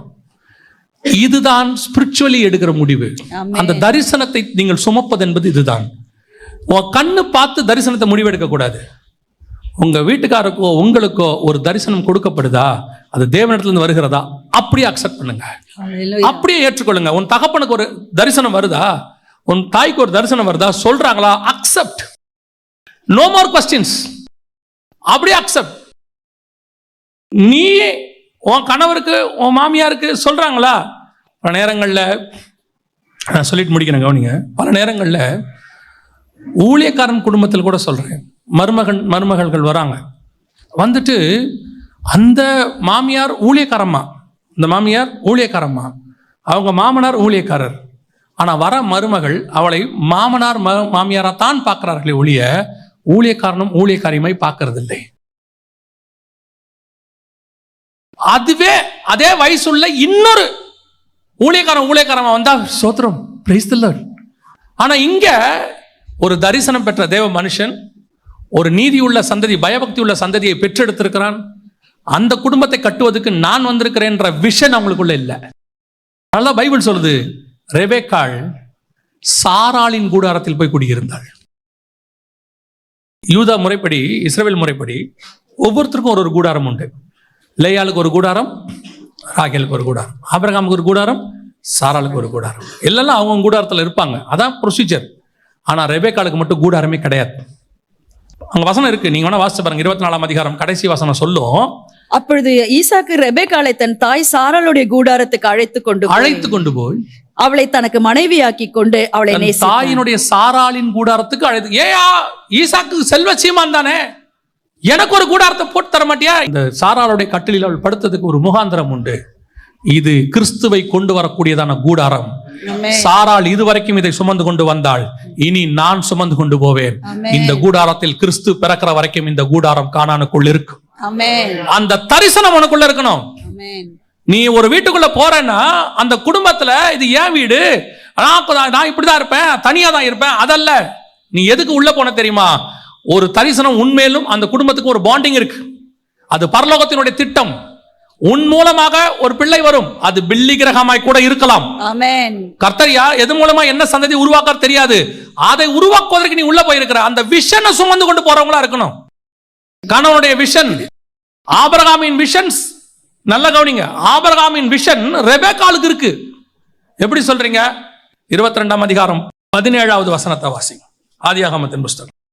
நான் உன்னை ஆசீர்வதிக்கவே ஆசீர்வதித்து உன் சந்ததியை வானத்தின் நட்சத்திரங்களைப் போலவும் கடற்கரை மணலை போலவும் பெருகவே பெருக பண்ணுவேன் என்றும், உன் சந்ததியார் தங்கள் சத்துருக்களின் வாசல்களை சுதந்திரித்துக் கொள்வார்கள் என்றும். உன் சந்ததியார் தங்கள் சத்துருக்களின் வாசல்களை சுதந்திரித்துக் கொள்வார்கள். இது கர்த்தர் ஆபிரகாமுக்கு சொன்னது.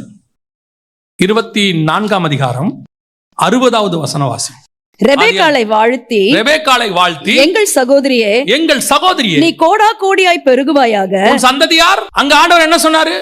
கர்த்தர் அவனை ஆசீர்வதித்து உன் சந்ததி வானத்தின் நட்சத்திரத்தை போலவும் கடற்கரை மணலை போலவும் பெருகவே பெருகும். இங்கே என் சகோதரியே நீ கோடா கோடியாய் பெருகுவாயாக. அடுத்து, உன் சந்ததியார் ஆ. தங்கள் பகைஞருடைய வாசல்களை சுதந்திரித்துக் கொள்வார்களாக என்று ஆசீர்வதித்தார். அங்க 22:17 உன் சந்ததியார் உன் சந்ததியார் தங்கள் சத்துருக்களின் வாசல்களை அப்ப சுதந்திரி. ஆபிரகாமுடைய விஷன் ரெபெக்கா வழியா நிறைவேறணும். ஆமென். ஹல்லேலூயா. இந்த தரிசனத்தை சுமந்து கொண்டுதான் ரெபெக்காள் கூடாரத்துக்குள் வந்தார். ஆமென். நீங்க அத்தனை பேரும் அப்படி ஒரு தரிசனத்தை சுமந்து கொண்டுதான் உங்கள் கூடாரத்துக்குள் இருக்கிறீர்கள். ஹல்லேலூயா. இன்னைக்கு உங்களுக்கு தெரியுமா, நீ என்ன செய்யற? அது சாரால் தரிசனம். நான் ஏன் நிறைவேற்றணும்? குடும்பம் என்பது கர்த்தர் உண்டாக்குனது. ஆமென். இன்னைக்கு நிறைய பேருக்கு அந்த தரிசனமே கிடையாது. Family family family. என்ன ஃபேமிலி? எல்லாரும் ஒன்னா சேர்ந்து குழந்தைய பத்தி இதான் ஃபேமிலியா? இல்லை. தேவனுக்கு உன்மேலும் என் மேலும் வேறொரு திட்டம் இருக்கிறது.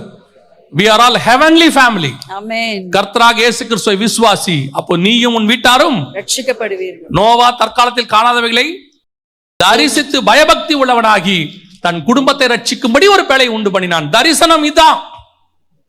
கிறிஸ்துவனை ரட்சித்ததுக்கு ஒரு தரிசனம் இருக்கு. ரெண்டு பேரையும் சேர்த்ததுக்கு ஒரு தரிசனம் இருக்கு. இங்க வந்த உடனே அது மாமியார் அவங்களோடலாம் என்னால இருக்க முடியாது, இருக்காதீங்க.